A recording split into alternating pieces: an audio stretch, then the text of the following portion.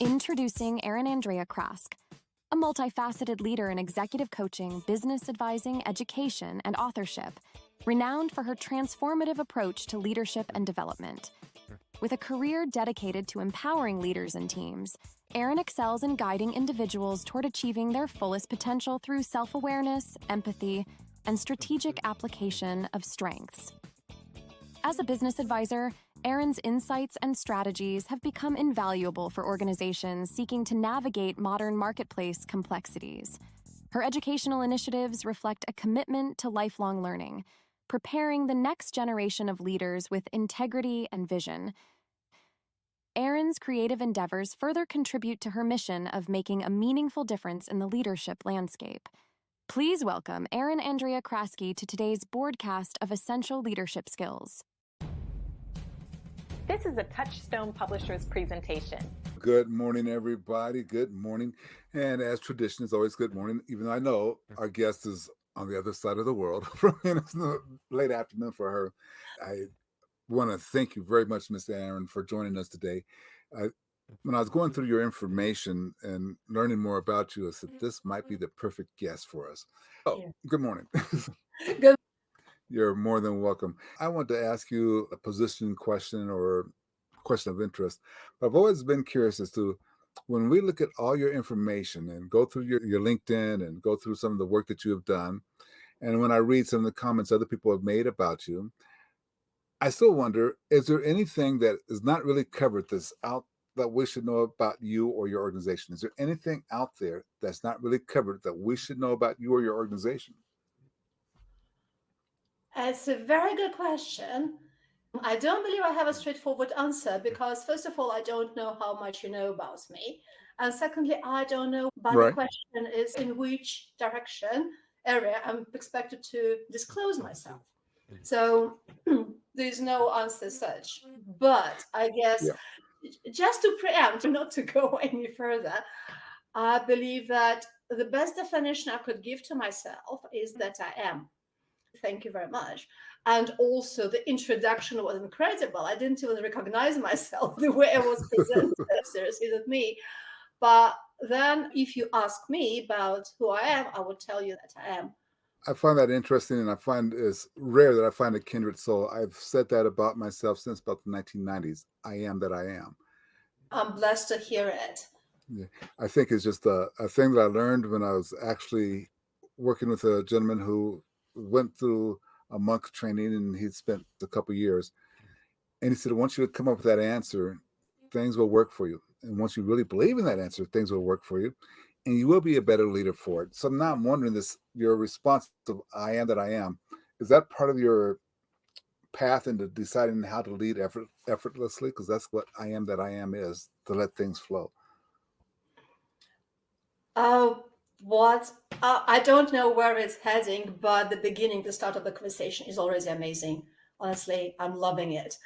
Yes, it's not that it wasn't my conscious decision to go and to be or to call myself this way.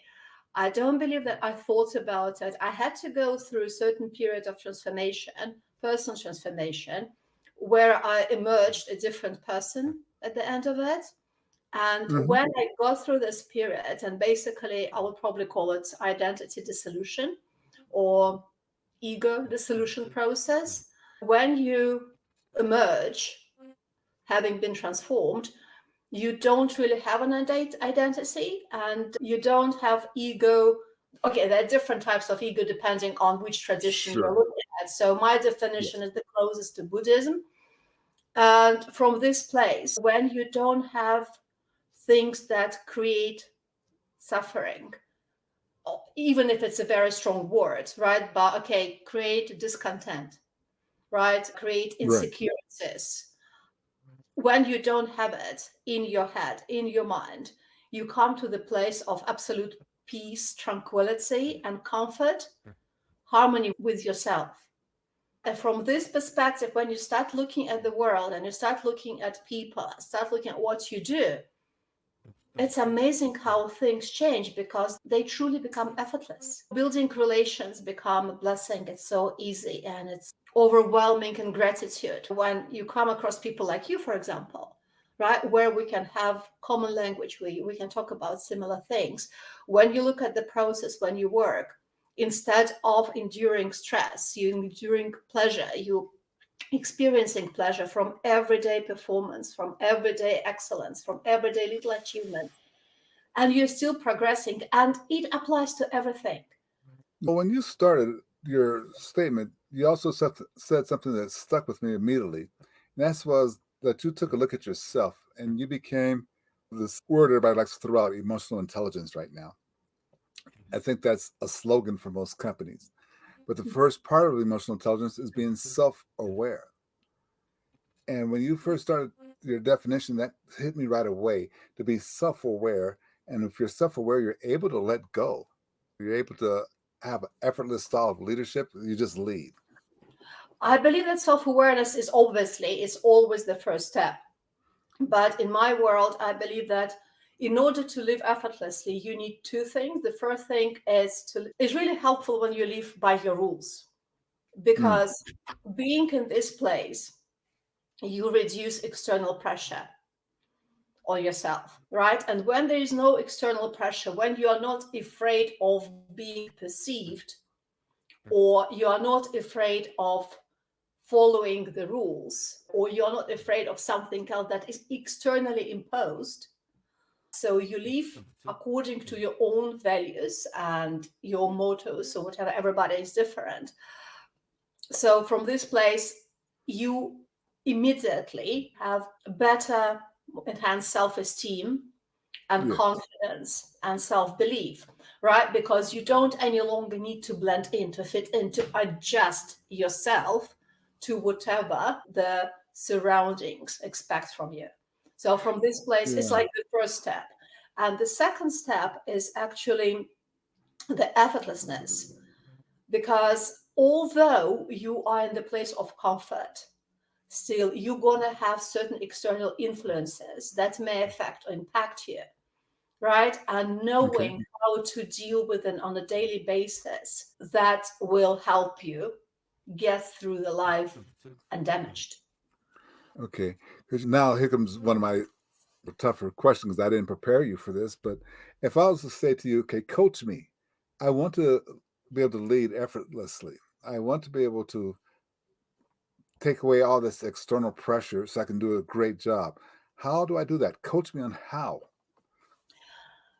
There is no how as such, because it's the whole process. And I'm Perfect. happy to coach you, but it's going to take longer, because any transformation is, yeah. So when I was looking at the methodology behind it, I did quite a Okay. few studies, to be honest. So there are four philosophies that I combined into the process, and they just basically, it's based on existentialism and humanism, Buddhism, and Taoism. So every step is influenced one of these philosophies. And then to combine it together, you use different niche coaching. So it can be transformational coaching, it can be identity coaching and purpose coaching, it's goal setting, it's law of attraction. So they really go step by step. And also they all come with different exercises that come all from different therapies. So it's a massive transformational program where we discover your best, the person that you always meant to be, and we remove everything that doesn't serve you.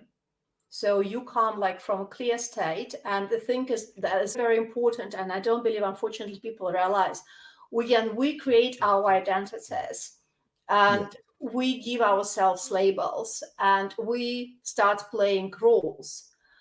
And sometimes, or very often actually, we are not happy with who we think we are.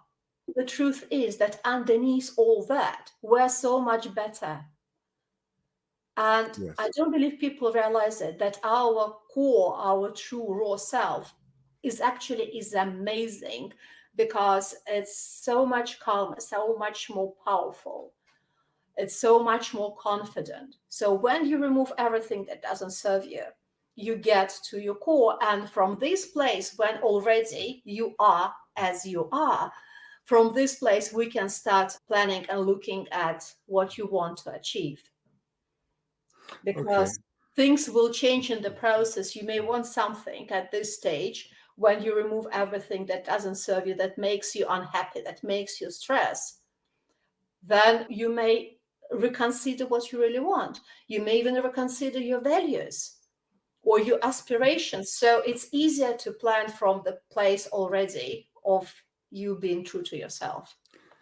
So would you say it's easy, okay, expectations of others? I'm not going to pay a whole lot of attention to the expectations of other people. That is something that will need to be removed, because I'm pretty sure that we do have expectations, right? We do have our expectations from ourselves. We do have our expectations from people around us. And we do have expectations or beliefs around life, how it's supposed to be. More expectations we have, and we also need to realize that we have no control over anything apart from ourselves, right? So when somebody or something doesn't meet our expectations, how does it make us feel? In the best case scenario, it's going to be sad. In the worst case scenario, it's going to be angry. So Yeah. expectations definitely something that we need to pay attention to. It's very often you can see expectations actually creating unpleasant situations in relationships, because you expect your partner to behave in a certain way, to respond to you in a certain way, right? Because it all comes from our expectations. And we are upset and angry because they don't meet what we believe they're supposed to do. And it happens everywhere in life. Okay, so it happens in the work environment, which is why we're talking. So as it's happening in the work environment, we put expectations sometimes on our coworkers that are lead to a lack of inclusion. How vital it is in today's world to be an inclusive type of leader. Do you have any strategies that are been proven effective that might help in that area? There's only one strategy that exists. Again, you assess people based on their deeds, on what they do. That is my world. The rest becomes irrelevant. You welcome every culture, every background, because it's going to bring innovation, it's going to bring creativity, it's going to enhance your personal knowledge. But to get to this place, again, you have to have a growth mindset, not to be afraid of hearing something that potentially you disagree with. So growth mindset is part of this transformation coaching program. Although I believe that people that go for coaching, usually they would have growth mindsets. Yeah, it can be. I agree. It can be a given, except for when your boss tells you you have to do it or find a new job. I wonder, though, is there any way to measure the impact of this type of work to say, okay, I want to measure everybody who reports to me based upon their efforts and what they're accomplished. And I want to get rid of this idea that, okay, you eat food different than I eat, or you have these expectations of people behaving like you. Is there a way to measure that impact upon organizations? Okay. Yes, definitely. You can go through questionnaires, you can go through surveys. Usually, coaching is measured in return of investment, although I have to say that it's not very straightforward, because there are many kind of things that we need to pay attention to, what exactly coaching contributed. There is opportunity to measure the impact of any coaching. I guess the most straightforward way is to go through surveys and see how you and your team and the situation performed and felt in the beginning of the journey, and what transformation, what is the impact in the end of it. And I can give you a perfect example why I'm advocating for this particular type of coaching. I had a client who came to me and he had a productivity issue, team productivity issue. Right, so it is very surface level problem. Instead, we went through the conversation, and there's so many things that surfaced. For example, that he wasn't particularly confident about his role as a leader. So to avoid being in an unpleasant situation, he strengthened the control over his team. So it became like more authoritative leadership style. So obviously productivity under this style is already challenging, because the team became stressed and the team became disengaged. At the same time, from his place He also had certain issues around problem solving, decision making, because he wasn't trusting his decision, giving directions to the company, because you know that to give direction and to stick to it, you have to make choices. If you're insecure about making choices and sticking to a decision, you can't really enforce the direction, strategic direction for the business. Innovation, creativity, because there are different ideas. Then, obviously, from this massive pressure came stress. From stress came strained relationship in the family, right? So if you look at the problem, I would have identified at least 7, 8 coaching programs. Let's work on productivity. Let's work on stress. Let's work on leadership style, different training exercises. Let's work on something else. So it can be like several years of learning or doing surface coaching. Instead, the gentleman, thank God, he was really brave enough to go deep. When you remove everything that doesn't serve you, all these issues, they're going to be sorted. Right? So, So that's interesting. I hadn't thought about it that way. Once you remove the external things, those issues like productivity and accountability and leadership styles, you're saying that they're going to be dealt with. They're going exactly. to sort themselves out. So when you're a new person, I don't want to say better person because it's not fair and we don't know what is better, and I don't believe that anybody is worse. But say when you're your best self, the impact it has, it's going to have impact on your emotional health, mental health, cognitive health, relations, and on your business through decision making, problem solving, and all other things. So the impact of you being renewed is holistic across all the touch points. So this is why it is so powerful. You have only one program, and I have no intention of having one client being stuck with me for years, because it doesn't serve anybody. So one program and you can go free, unless you want to go through profitability program, which is a different thing, because we look at business all together, including leadership, but it's a different story. Okay. I think some of our listeners would be curious about this, because people have to learn these things and you said it gets sorted out.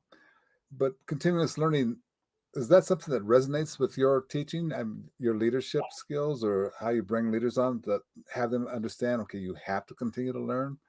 Yeah, growth mindset is part of the program, as well as emotional intelligence. But growth, continuous learning, when I mentioned profitability, I do have my framework that's called profitability flow. It's about bringing in profitability in an effortless way. And it has a foundation and also 6 pillars. One pillar is leadership, and another one is personal growth. It's absolutely mandatory for a business person to be open to enhancing skills and knowledge, and not only for himself, but be open of growing his teams. So that is absolutely part of the profitability.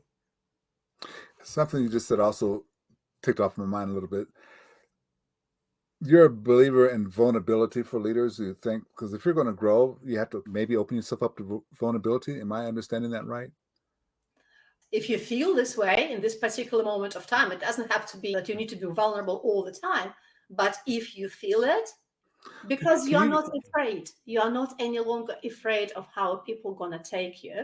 That's the first thing, right? We talked about external perception. If it's relevant, then you are comfortable to be who you are.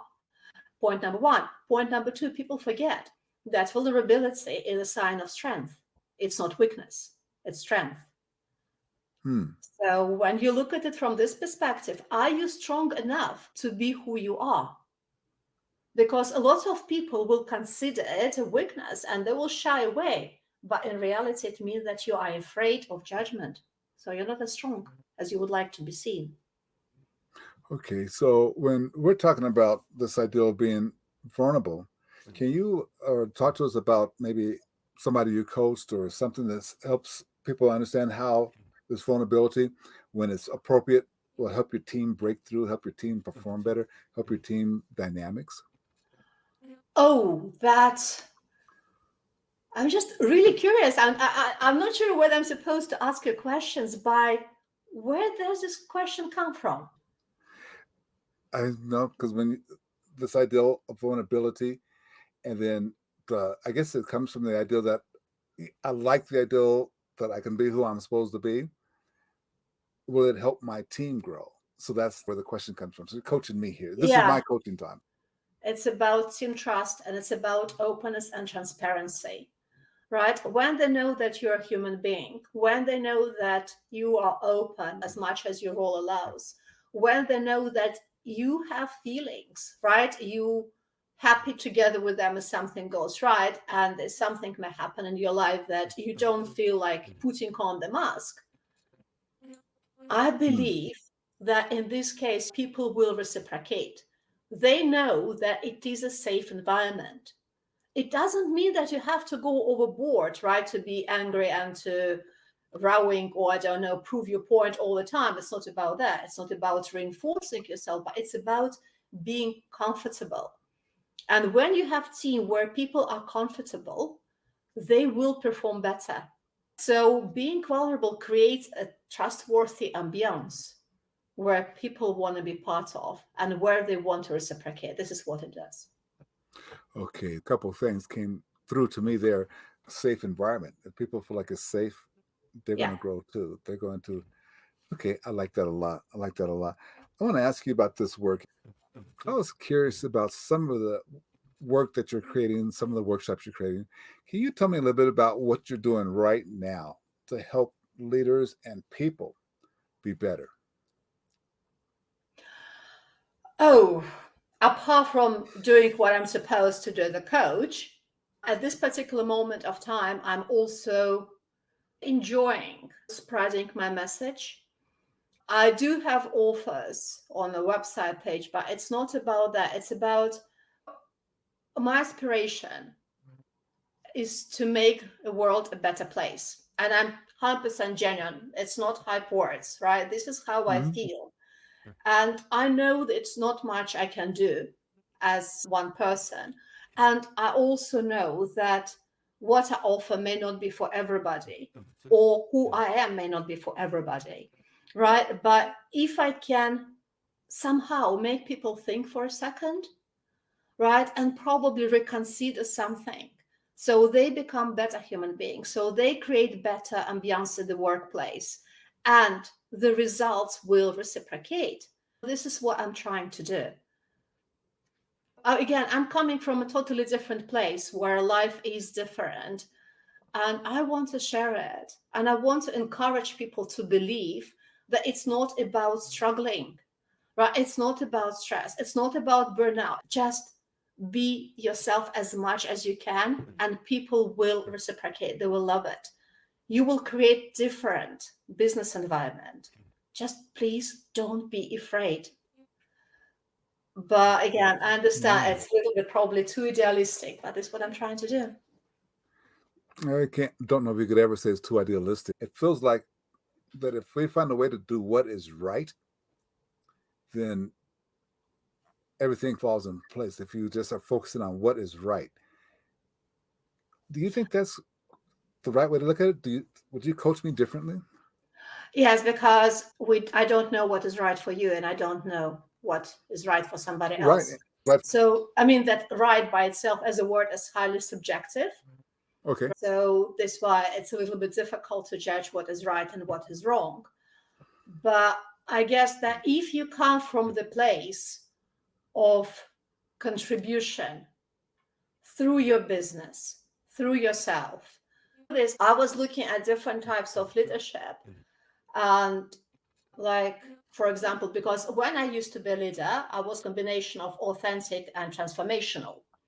Yeah. And Okay. I had an argument about it because it's like everybody said that authentic leadership is about values. And I thought, okay, you know what? But transformational leadership is also about values, or authoritative leadership is also about values. Just values are different. It's all down to the values. So it shouldn't be like really the description. And then apparently, authentic leadership is more about contributing. So that's going to be the more better definition.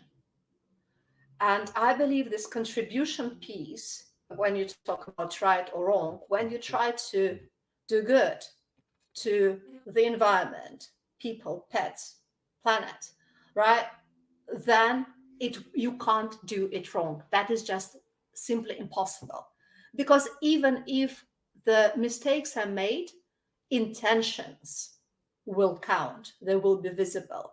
And it will not only impact your team, but it also will impact your partners. It will impact your customers. It will impact external stakeholders that will see behind the intention that you try to bring to this world. The whole thing gonna change. It's like a ripple effect, what you're doing. So, and also talking about contribution, there's one thing that people forget, or probably they didn't think about it. Contribution is tactical, right? Purpose is a direction. Contribution is your daily deeds. People don't probably realize that both purpose and contribution, they're incredibly impactful in mental health because they increase resilience, they increase satisfaction, they reduce stress, they increase bonding, team bonding. There's so many things come from the place of you're trying to do good. It's not only for the business, but it's for your mental health. So that's probably the long and long-winded answer to your question about right things to do. That's,